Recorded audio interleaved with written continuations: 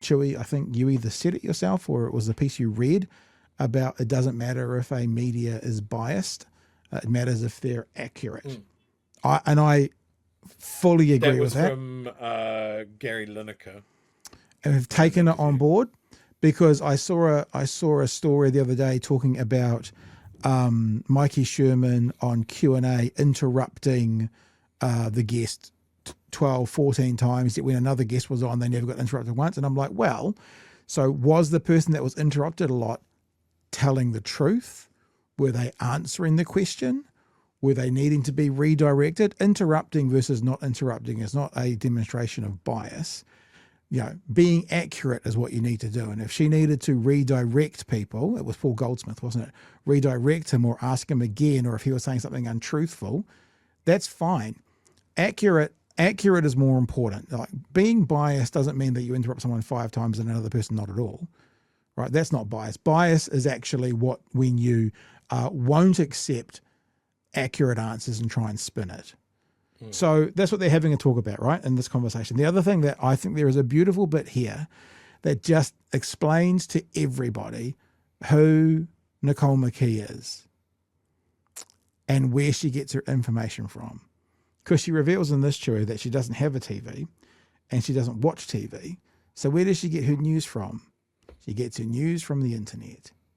I'm on the internet, she says. And you were talking about the ACT people at that meeting, how they looked exactly like you'd expect them to. That's exactly where I would expect Nicole McKee to get her news from, the internet, and only the internet. I can even imagine the kinds of algorithms she's in to get that news that she has. So here they are talking about TVNZ Bias Review. Bias review. So an independent person is going to come in and review the news, essentially, check for balance and bias. This is following government pressure about perceived... It's the same to do with balance.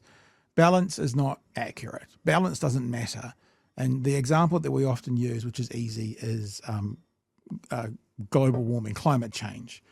Because if you put 2 people up next to each other to give different perspectives, that gives the impression that it's an even conversation, it's balanced.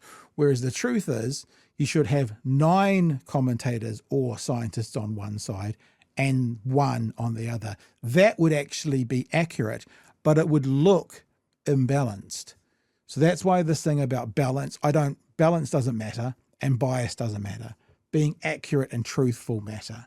And if you're going to want to be accurate, if you have a guest on that only represents 10% of the perspective out there, that needs to at least be said, or you need to figure out how to demonstrate it once in a while. Maybe you don't have that person on but once a month when you have the other person on 4 times a month, or something like that. Bias at One News and TVNZ more generally. Nicole, do you think, when was the last time you watched 6 o'clock news, and do you think it was bias? I haven't watched the 6 p.m. news for quite some time now. Usually... It's a Minister of the Crown, whānau. Minister of the Crown hasn't watched the 6 p.m. news for some time. Anyone else surprised? Because I'm quite busy and I don't have a television at home either. I haven't had one for over 25 years. So really? Yeah, so I'm on the internet. She's on TikTok. I'm on the internet. Not surprised. So I'm on the internet. That's how I see my news. Are they biased? Well, I suggest that maybe they go and have a look at the ACT YouTube page when they're doing their review, because they'll see full videos of what's being recorded as opposed to what actually goes out on television. They can make their mind up there. But I congratulate TVNZ because they've recognised there's a drop in the polling and that they're trying to investigate why that is. So good. Just remind you all as well, that whole kind of look at the ACT YouTube channel. We show everything, so does TVNZ. They put the full video up and then they cut it down for publication. We did this the other day with David Seymour and John Campbell. We showed you where TVNZ was hosting the full conversation, the full unedited conversation. And then ACT put out the full unedited conversation like it was some kind of gotcha. It was on the TVNZ website, as was the one made for broadcasting. It's ridiculous. How do you watch movies? Netflix. but I haven't watched a full movie all the way through for about 5 or 6 years. It can take me weeks to watch a movie. Wow. And no wonder you don't have a TV. I imagine it's very difficult. Chloe, do you think TV1 is biased?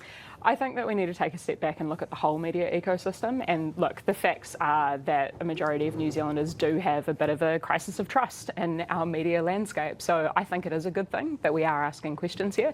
But the reality is, as Nicole has kind of alluded to, although I don't necessarily think that the ACT Party YouTube page is the source of truth, is that, you know, every single thing that ends up being packaged up and presented on the 6 o'clock news has come from a choice, a selection of choices. Yes, basically. I do agree with this bit. You get to edit. You get to choose who you interview, therefore what voices end up being represented, what perspectives are. Then you get to edit which sound bites end up being represented, and then you get to package that up. Do you feel you've been screwed over in that process previously? I think that every politician would probably say that, if I'm honest with you, which is also probably part and parcel of a robust media landscape. It's important that we have a really strong fourth estate to hold politicians to account, and that's actually what really concerns me about the current landscape, is that we've seen a whittling down of the outlets and a whittling down of the journalists. And when we're trying to pitch, for example, stories on climate change, it's really hard to get the cut through because it's complicated stuff. There you go. Don't know how much of that you heard, Joey, because of you dropping in and out. I had a bit of a rant again on I don't care about balance. I don't care about neutrality. And it's not because I want my perspective definitely put out there. I care about accuracy and truthfulness. And if being accurate means someone has to be cut into 10 times in an interview because they're bullshitting, and the next person who is very accurate doesn't get cut into at all, that's not a demonstration of bias towards that person. That's a demonstration of that person not telling the truth and needing to be stopped, to redirected, to call them on it. That's what it's about. Look, I think the classic case here is the Green Party's alternative budgets, both the one that they did this year and the one that they did in the lead up to the election. That was a serious piece of work that was pretty much hand waved away by their opposition. And that was enough for the media at that time. They're like, oh, we're not even going to look at this. It's just fucking crazy. But there was some really, really interesting points there that I just wish were given the weight that they deserved. Mm-hmm. And I think that's something that the Green Party is only going to solve by getting more and more vote share. But I have big concerns about the media landscape because of the massive culling that we've had. Like we've focused this week on a couple of right-wing voices, or at least voices that are definitely taking right-wing talking points, Paddy Gower and Ryan Bridge, and you know they've got big platforms. And then in the alternative space, you've got a lot of right-wing outlets as well. And then, you know, the comments that I had from people that I met tonight at the protest and that sort of thing of like, oh, we've finally found some left-wing media, some left-wing news commentary. I just didn't know that there was any. Who are they talking about?